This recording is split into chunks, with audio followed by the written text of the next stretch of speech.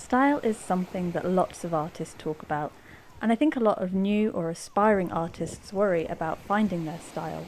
And it's something that I've been thinking about a lot recently because, having found my style, I kind of lost it again. What is style? Is it something that you can go looking for or purposefully develop? In this video, I'm going to share some of my older artwork with you and talk about how I found my style over the years.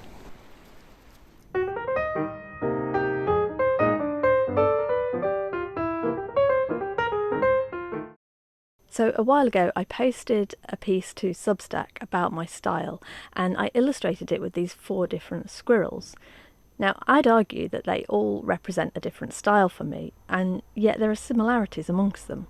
So even though they have different eyes and they were created with different media, they all, I think, look like pictures that I drew. And that's because I can't really fight the way my brain or my hands want to draw a squirrel. And there are limitations to my skills that will shape the way I draw things. So maybe style isn't something that you can force because it's the result of your experiences and your abilities and the way you see the world. Perhaps when I talk about style in this video, what I really mean is technique.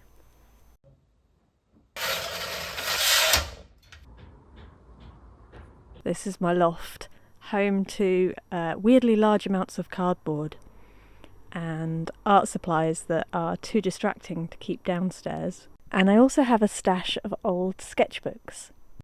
I was one of those kids who was always drawing, usually with just a biro and scraps of paper, whatever I could get my hands on. And this is the point in the video where I would show you a photo of my adorable 4-year-old self proudly displaying my latest masterpiece. But apparently I wasn't all that adorable as a 4-year-old because my mum didn't take any photos of me. And I was also a kid who moved house a lot, so those scraps of paper with pictures on, they just didn't survive the moves. This amazing whale was actually drawn by my son when he was about 4, and I keep it in the front of this book because I just love the idea that this is what a whale looked like to him. The earliest picture of mine that I could find was this frog which I painted in secondary school, and it's kind of funny because it's painted in gouache, which was not a medium I used then and I still don't. There's very little detail in it, no line work, no blending, none of the things that you'd find in my recent work, and yet when I look at it, to me it still looks like something I painted. Like, if you were to give me some gouache now and tell me to paint a frog all these years later, it would probably look a lot like this.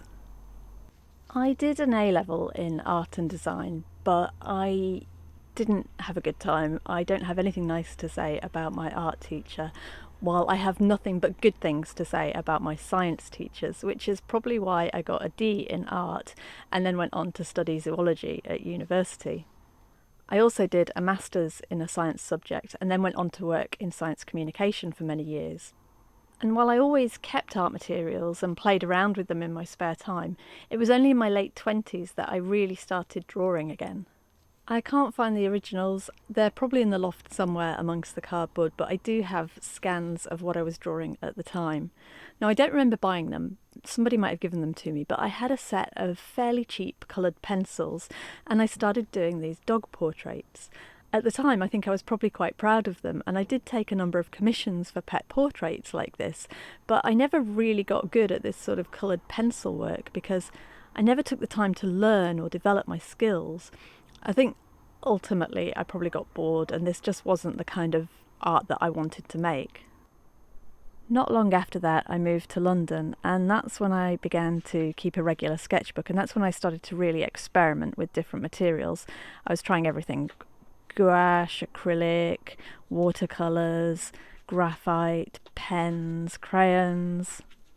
Here you can see I was even drawing with thread stitched onto the paper, which is kind of weird. Probably why I didn't finish it. I was really experimenting with different ways of drawing the same subjects. And here you can see I was trying to simplify shapes or give animals a little bit more character.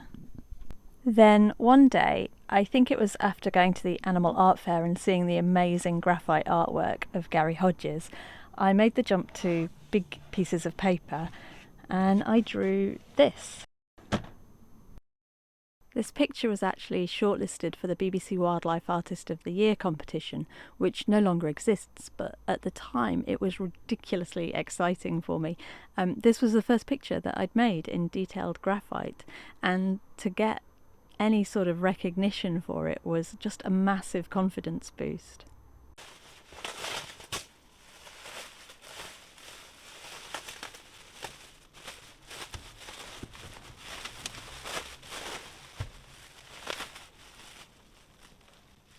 Then the next year I drew this, another meerkat that I can tell you did not want to come out of that bubble wrap. This one was shortlisted for the David Shepherd Wildlife Artist of the Year competition, and I got to see my work for the first time on display in the Mall Galleries in London.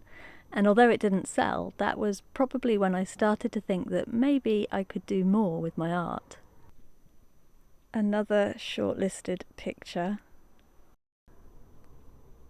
And some more graphite drawings that made it into exhibitions, this time in Liverpool. I do still love working in detailed graphite, but again I didn't really push myself to improve in this area because while I love this way of working, I didn't really love the bigger picture, so to speak. Pieces like these foxes and the meerkats, they take a long time to produce, especially because I was working full time when I did these. And if I was to carry on making pictures in this way, that would mean submitting to exhibitions and so on and hoping that someone would pay for those originals. And there are upfront costs with framing the work and maybe producing prints. So although it's really enjoyable, and there's a lot to be said obviously for just drawing in a way that you like for the pleasure of it, it's quite a risk to put in all that work and not know whether it will be worth it financially, because at the end of the day I do have to earn money. So my style changed quite dramatically, and I went from those detailed, fairly realistic graphite drawings to this sort of bold, heavy lined, simplified animal. And I sold originals and prints of these in my Etsy shop. I think I did pet portraits in this style as well. These are just fine liner pens with alcohol markers for the backgrounds. But I also did these similar pieces that still have the thick line work and the simplified shapes, but I also incorporated watercolours into them. There's obviously a massive difference in a really short space of time in what I was drawing, but there kind of are some similarities too. You can see that I wasn't interested in drawing backgrounds. I didn't want to put the animal in its environment. I just wanted to focus on the subject. Here I did it by the use of white space, but here I was using geometric patterns. I don't really know why or where that came from. Even back then when I was painting these, I was more interested in more muted colours and combinations of watercolour and graphite, and I just realised that that's the same dog. So while I was making those bold pictures, I was still keeping a sketchbook, and looking through it now I can see the seeds of ideas that would later become the style that I was kind of working in for a long time. Here, for example, I was using a very fine pen and combining it with graphite and watercolour. And then one day I had a kind of eureka moment. I can still remember sitting at the breakfast bar in my flat and drawing this dog. For some reason, I redrew the boldly coloured Weimaraner that I'd already painted, and I only really changed two things about it. I swapped the heavy pen lines for thin, scratchy ones, and I swapped the bold painted background for a softer, pencil-shaded version. It completely transformed the picture, and from that moment, I just had a new way of working that I was so much more happy with. This rhino is one of the earliest ones I did, and you can see what I mean about the scratchy pen lines. They're really sort of sketchy. So I started producing lots of work in this way. This is my old dog Riley, who's no longer with us. And it was at this point that my Etsy shop took on a more cohesive look. I'd found a way of working that I was really happy with. I overhauled the items in my shop, sales increased as a result. For a long time, these sort of geometric pencil backgrounds were like a signature of my work, but as I expanded the designs and the range of products in my online shops, I started producing prints and other items without those backgrounds. This is one of my early animal group prints from around that time, where I was incorporating handwritten text into the design. And this was around the time that I left my day job and started focusing on Etsy as well as local shops and art markets full time. Well, not quite full time, because I also had a 2-year-old at home. This is one of the whales that was in that print, and he's in a frame because he was also in an exhibition in Liverpool. Hopefully you can see all those splodgy watercolour textures on him, which I absolutely love, and that's something that I always try and incorporate into my watercolour pictures.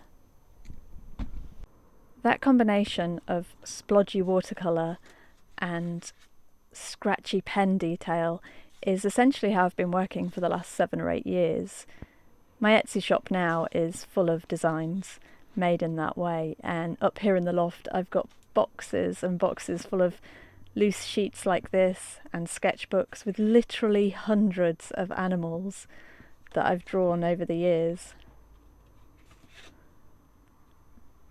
I've got another framed piece here, again because it was in an exhibition.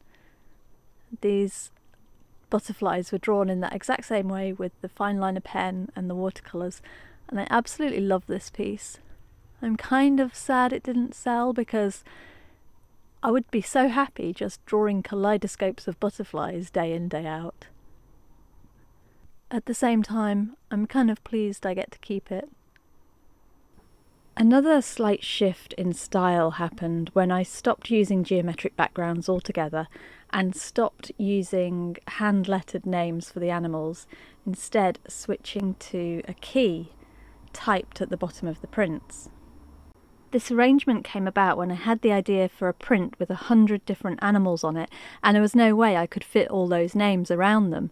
So, playing around with them on Photoshop, I kind of accidentally ended up arranging them in a circle in the centre of the page, with their names at the bottom.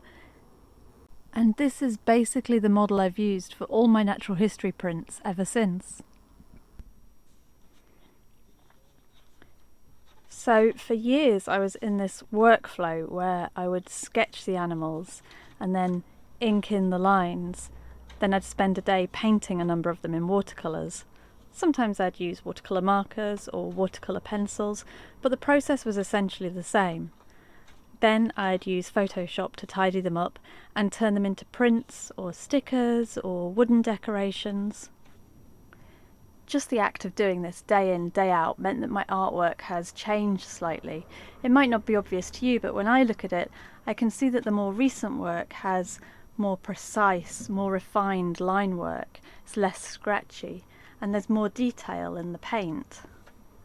I have so many boxes and sketchbooks full of animals drawn in this way, but I'm bored of that.